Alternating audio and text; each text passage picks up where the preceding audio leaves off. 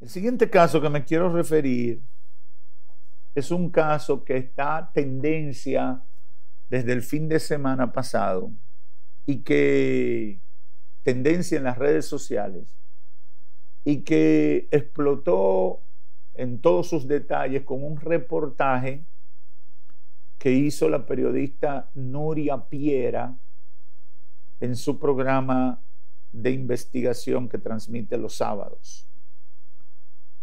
Yo sé que muchas veces Nuria Piera se ha pasado con estos temas. Yo considero desde mi óptica, puedo estar equivocado, pero el caso de la neurocientífica, que se identifica como neurocientífica y además como pastora, pone a uno a pensar en muchas cosas. Y yo quiero aprovechar ese caso que está sobre la palestra y resaltar algunas cosas porque no quiero hacer un juicio con una persona que se identifica como hermana en la fe y segundo, con una persona que hay que darle el beneficio de la duda, que demuestre su inocencia, etcétera, etcétera. Entonces, pero este caso de esta joven, identificada como la doctora Elizabeth Silverio, llama la atención en muchos sentidos. Yo quiero tocar algunos. El primero, y esto vale para el aspecto del ministerio cristiano, la obra de Dios, pero también para el área profesional y toda la institucionalidad del país. En nuestro país hay una falta terrible de institucionalidad y una falta de hacer cumplir, de que las autoridades hagan cumplir las leyes.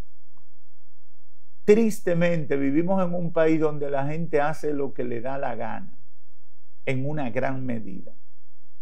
Y eso es falta de institucionalidad, pero también eso es incompetencia de las autoridades.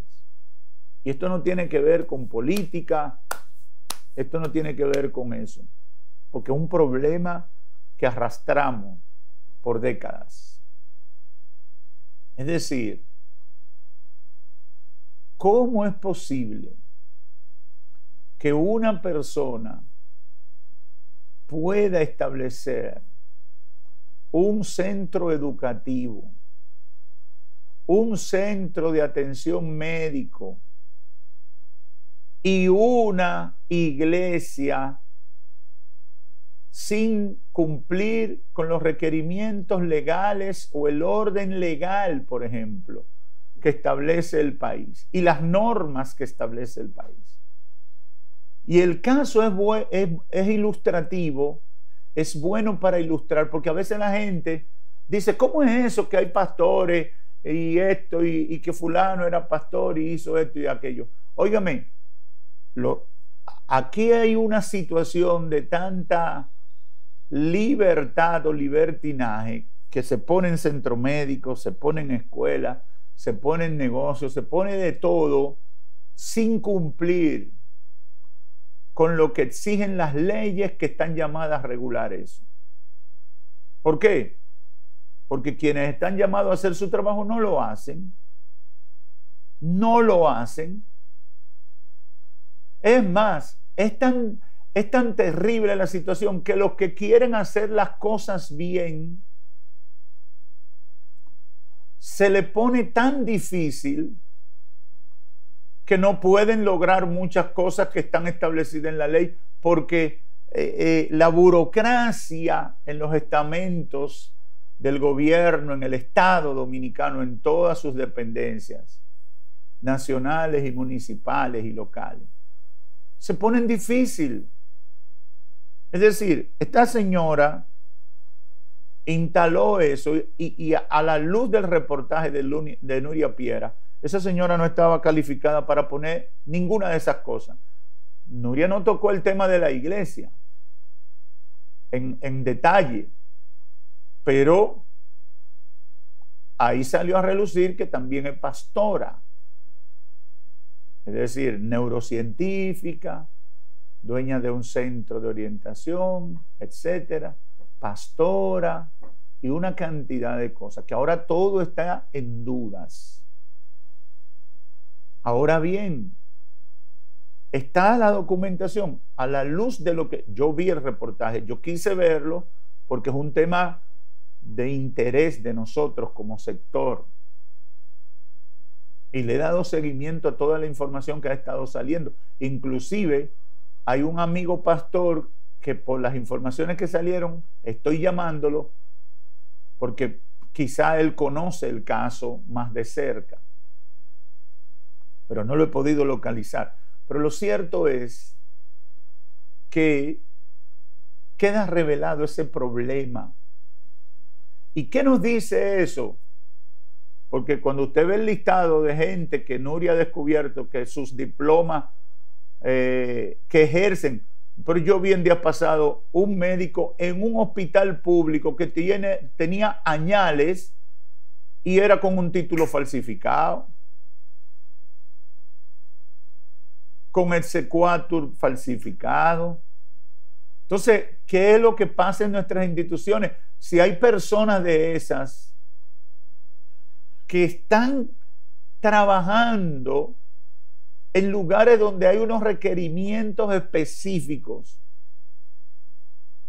y entonces nunca han hecho esos estudios, a la luz de todo esto que ha pasado, uno tiene que dudar de todo aquí.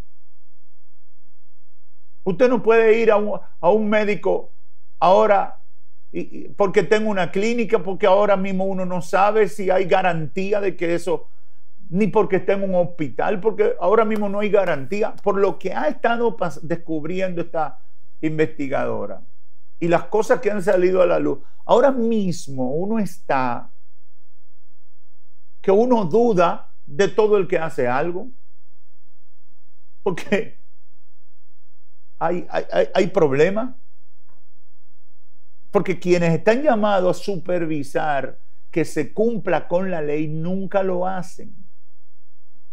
Y a quienes quieren hacerlo, todas las cosas se les dificultan.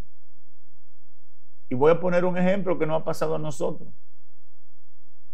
Nosotros tenemos varias iglesias. Cada iglesia tiene su documentación, su registro, lleva sus reportes al Estado Dominicano. Y les quiero decir a los pastores, organicen sus iglesias,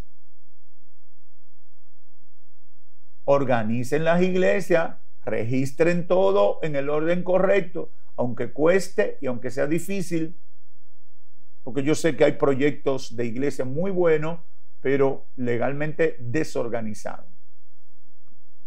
Ahora bien, cerrando ese paréntesis, nosotros somos 3 o 4 instituciones, la de los medios, las iglesias, la batalla de la fe a nivel interdenominacional, etc. Pero hay instituciones que hemos podido cumplir con el procedimiento para, por ejemplo, la exención de los impuestos. Porque la ley establece, y como me dijo el director de Impuestos Internos, el uso y la práctica establece que a las iglesias se les exoneran esos impuestos. Ahora bien, se ha hecho una complicación de procedimiento. Y hay un bache, por ejemplo, en educación, planificación, economía y desarrollo y demás, que no te dejan terminar. Y como yo le dije al abogado del ministerio y de la iglesia en el fin de semana, vamos a pagar todos los impuestos, aunque sea muchísimo dinero. No vamos a seguir mendigando esta situación porque después a uno le sale más caro todo. Porque obviamente, si hay una exoneración de impuestos, uno como iglesia, como pastor, uno quiere aplicar, cumplir con las normativas.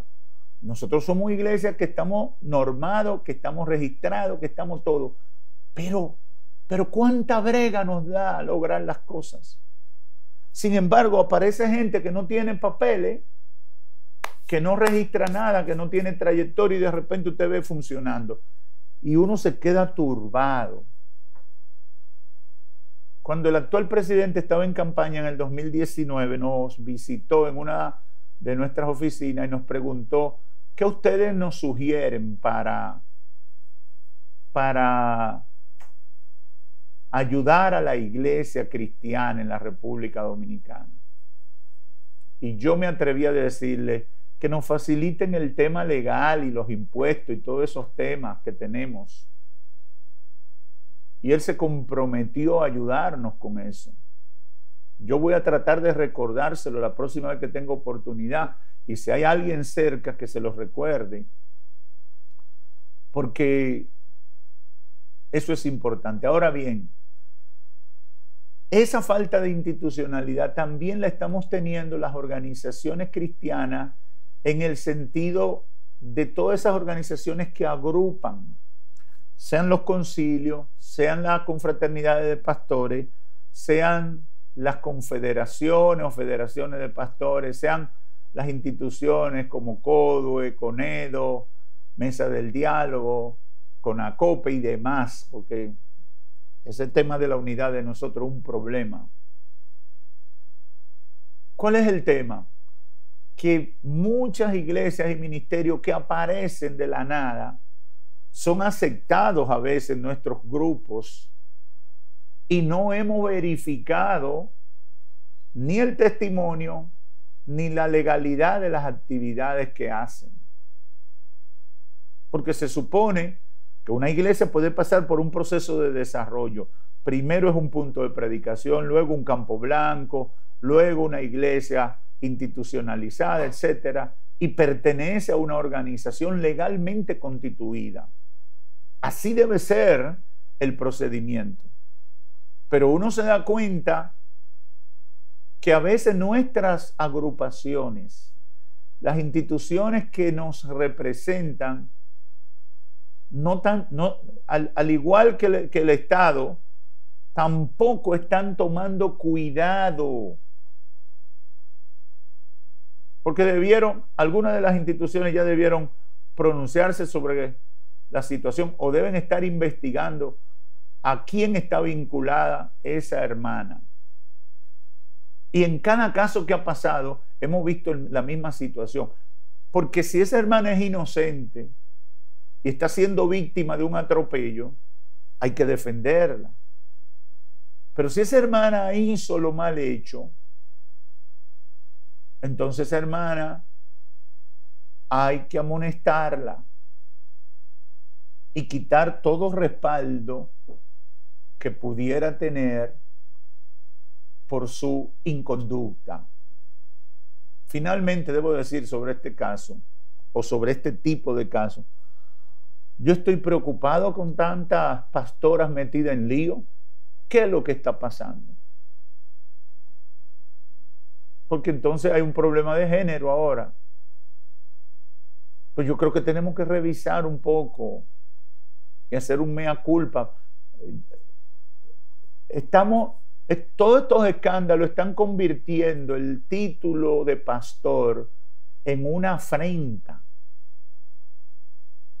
Y yo creo que Satanás siempre va a atacar a la iglesia y va a tratar de hacerle daño a la iglesia. Pero yo siento como que se lo estamos facilitando, como que se lo estamos poniendo fácil al diablo para que nos haga daño. Entonces, yo creo que estos casos ameritan una profunda reflexión en todas nuestras instituciones y la forma en que damos entrada, la forma en que permitimos validar algunas organizaciones o pseudo organizaciones cristianas. Porque yo hago una reflexión simple y me perdona la hermana si estoy siendo duro con ella.